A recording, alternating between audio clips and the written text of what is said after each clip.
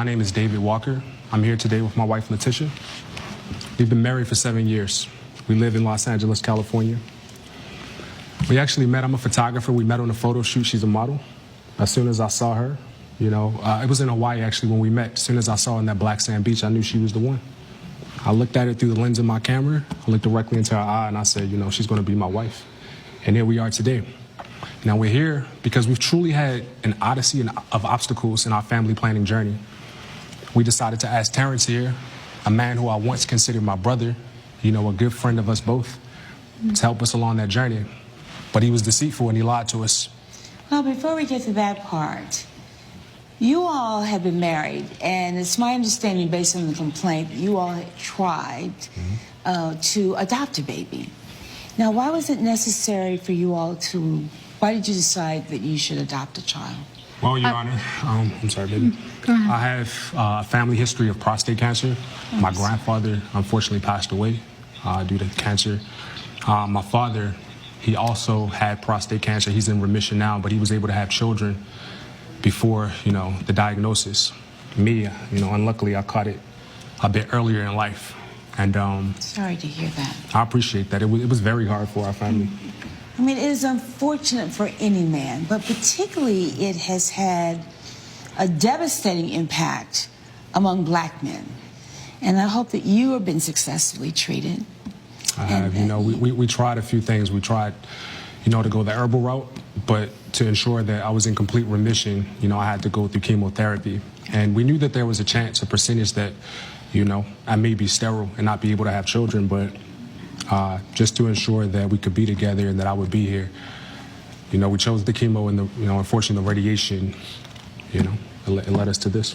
All right, and so I understand, though, that Terrence and his wife were very supportive during this time. You all were neighbors, is that my understanding? Yes, that's correct. And so you went through all of this with them? You went through the... Yes, I was there with them throughout the whole journey. Yes. Right, so through the chemo, through the therapy. Right, yes. And so how would you describe the relationship with them? They have a great relationship. They're a great couple. I was just very supportive through all the health issues and any situations they came across. I gave my opinions and advice, and if they ever needed help with anything, I was just there to support me and my wife. But yet he's here, the Walkers are here suing you today. Yes. What happened? I mean, this is a neighbor. You said that, at one time you described him as your brother, but yet you're suing him today. Why are you suing him? Well, going throughout the IVF, process, it was very hard to find a black donor. Just with, the generational checks that you need through the background. Honestly, we found out that only 1 in 1,000 people actually make it through the screening process, and for black people, I it's didn't even realize rarer. that. Yes, ma'am. I mean, I knew that it was a very stringent Yes, ma'am. process to be screened as a donor. Yes, ma'am. To become a donor, but I didn't realize only 1 in 1,000. Yes. And so you already have a small pool because black people make a smaller percentage of the population. Absolutely. And then you're talking about men, and they're talking about the men who can qualify. So there is a smaller pool of donors. Is that what you're basically telling me? Yes, ma'am. In terms of sperm donors. So you all talk about this, you do research, and what did you all decide? It was devastating for us. At this point, we've been going through this for years, trying to have a child, and we've been talking about it for even longer. It's been super important for us. And we just got to a point where we got desperate, to be quite honest. And that's really hard for me to admit, but we've always both really wanted a family. So our next option was natural insemination. Whoa. Let's just stop right there. You aren't about to tell me that... But I feel like the desperation is too great that they do something absolutely insane. In my opinion, if you're willing to allow another person to enter into your marriage bed, just for the sake of becoming parents, you probably shouldn't be parents. I feel like if that is what you're willing to do, then you probably have some other underlying issues other than just not being able to have them. That's just my take, guys, but I feel like this is the wrong thing to do. But what do you think so far? So when they came to you and said, would you be a sperm donor, what did you and your wife say? Me and my wife were in an open relationship. We discussed about it and we talked about it. As long as like we're open, safe, and communicate with each other, we can be in like other, relationships and also see other people. So you have an open marriage? Yes. And so you all are involved sexually with other people? Is that basically what happens? Yes, but we're safe. We use protection, and also we communicate and tell each other about it. Yeah. Okay. And so your wife is supportive of you being a sperm donor for the Walkers? Well, she as well as far as me, we're good friends with them, and so she also wanted to help out as well. And so she saw that by me helping out and doing this would be a good way for them to have a kid and proceed. Yes. All right. And you have a son. You and your wife have a son. Yes. And how old? It's a 2-year-old son. His name is Brandon. Brandon. All right. All right. So now you go to Terrence and you say, look, we need you to be the sperm donor because we want to have a baby. Yes. And so tell me more about that conversation. We decided to, use artificial insemination. We would take, the natural specimen and then use something like a turkey baster. We tried multiple times, but then I told my husband, let's try to do it in a more natural way, take it to another level. And so that's what we did. And so when you say take it to another level, explain to me exactly what that meant.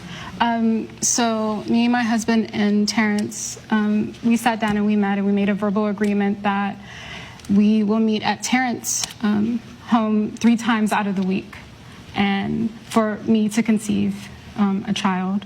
All right. So basically, you and Terrence had an arrangement. Well, you all had an arrangement such that you and Terrence would have sex 3 times a week. Yes. For you to get pregnant. Yes. All right. And what was the understanding about this arrangement? The understanding was, Terrence and his wife, they were going through a bit of a, financial situation at the moment. Mm-hmm. It was just going to be kind of an exchange. I would help out a little bit with their rent, and, we would try this process. Okay, last I checked, this type of action in exchange for any form of money or payment is illegal. Now, they might be in some weird place of Vegas or, I don't know, Nevada, where that could be the case in very select areas, but I will say, he said that they live in Los Angeles, California. What they're doing is illegal, and he just admitted that in court. So I don't know what the deal is here, but that is absolutely insane. I would never want to do such a thing. This feels like a really weird step over the line that I don't agree with, and I do not recommend doing this with anyone. Just let God be the one who decides whether or not you should become parents, because this is a really strange situation.